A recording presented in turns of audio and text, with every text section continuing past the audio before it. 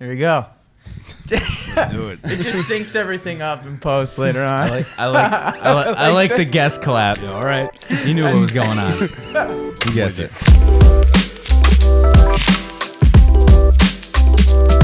Have you pick a beer? Yeah, what, Sweet. what do you usually drink?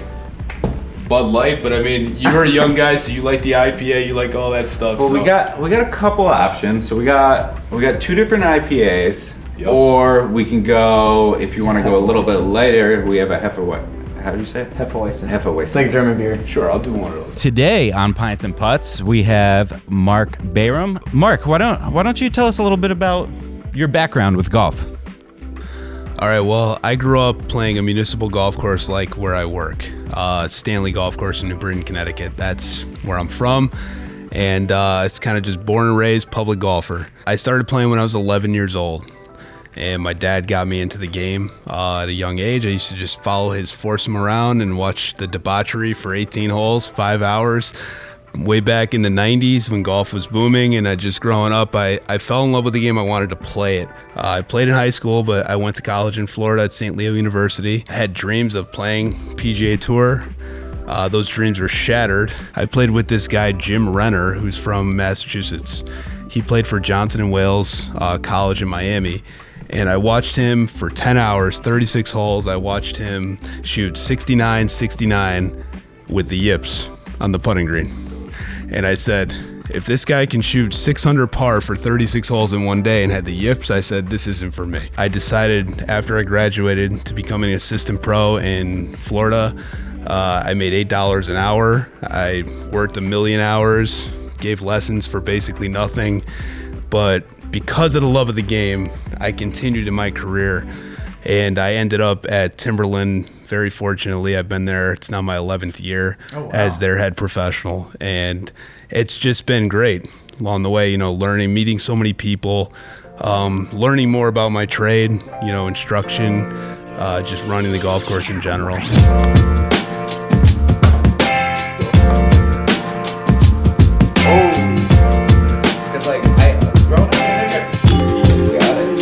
I'm going bold right off the bat. He's taking out the wedge. All right. Got it. Look at this guy. Damn. I gotta pull that shot off. Oh!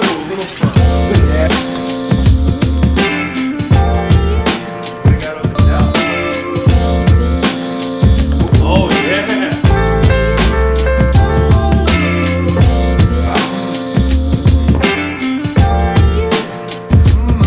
You were announced, or I don't know what the word would be, but you're Connecticut PGA of the Year for 2020. Yeah, Teacher of the Year in 2020, which was cool. I'm like the COVID Teacher of the Year, Pandemic Teacher of the Year. But at the end of the day, it's a very cool honor that I'm proud of, because not many head pros get that honor. Right. Are the recipient for that. Normally it goes to somebody who teaches full time, and dedicates all their time to that. So I'm kind of a hybrid. I do it all, but I have a great passion in teaching. And I think the thing that put it over the edge for me was I just recently got an Instagram and social media. So I just recently got into that less than 2 years ago. And I ran this when all this was going on, and there was this big unknown back in March. Where's golf headed? Where's the world headed? I put out this thing that was people got to quarantine, take a swing in your backyard, have somebody video it and send it to me, and I will take a look free analysis. Just I didn't know where golf was headed. I didn't know where anything was headed. None of us did. So I said, this is the least I could do to keep people engaged with golf. So I did that, and I think that was one of the big things that kind of said, okay, this guy is deserving of this award.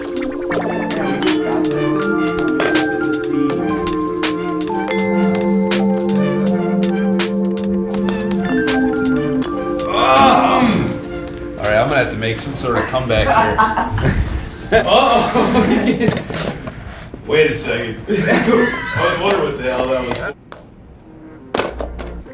That was right in the heart. Damn. Oh, it broke.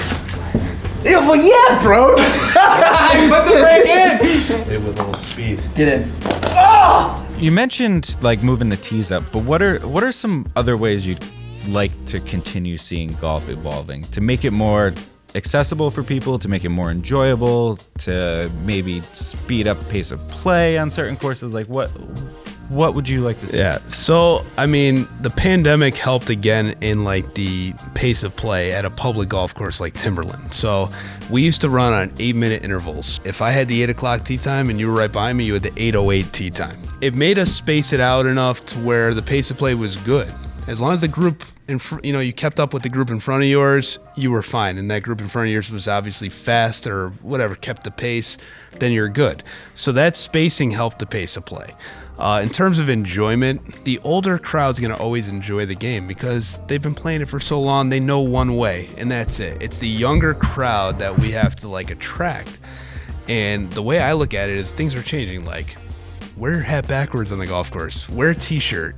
Like, just have clothes on. Obviously, that's a dress. That's a dress code at Timberland. But like, just be comfortable. Just have clothes on. That's what I always tell people. Like, what's your dress code here? Just freaking, you gotta have clothes on. I have one last question. Kind of already asked it, but something that I always like to ask every episode. What is one thing that you think the game of golf could improve on? That's a good question, by the way.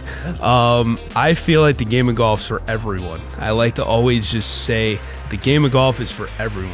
I don't care who you are, the game of golf should be for everybody. It should be offered, and I feel like public golf courses, for the most part, do that. You should always offer programs for beginners, ladies, seniors, men's, like we have the men's club, ladies club, we have the senior ladies, like senior men, and junior program. Like, golf should be for everyone. It shouldn't just be if you're a member at a club, well, you get to play, but your wife doesn't get to play, or, you get to play, but your kid doesn't get to play till 11 o'clock. Like, all that needs to go away. I just feel like in order for this game to be successful 20 years from now, you need it to be for everyone. Yep. You have W-O. He has W-O. I have L. I have L? Oh, yeah. Yeah, I got L too. Oh shit! That was for it right there. I needed to. Yeah, that's why I was like, that would have been done. That would have been done. You'd have been like, this guy's never coming on my podcast again. He calls Chopper. himself a pro. Chopper. No, we're making a comeback. You got it! Oh man.